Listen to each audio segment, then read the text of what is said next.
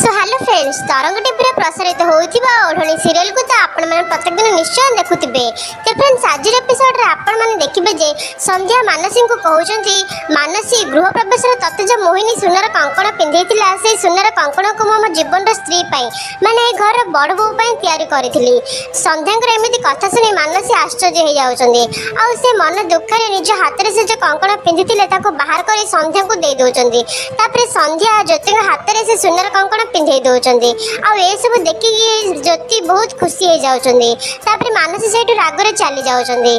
जीवन कर कहते जीवन बाबू मत ना आप क्षमा कर दिखाँ भौणी ज्योति आज आपण माँ को जीवन चली जाता मुझे जानी मुझे जीवन बीतवा चाहूँगी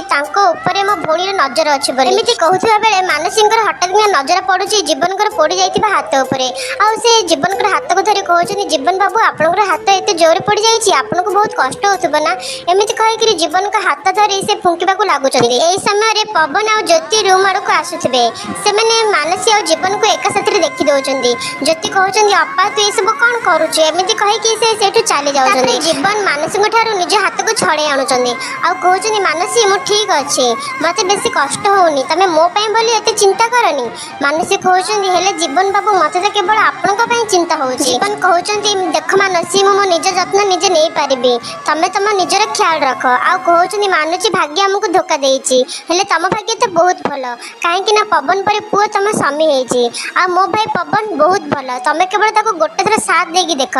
से दुनिया सब खुशी आनी तुम पाद तले रखीदेव।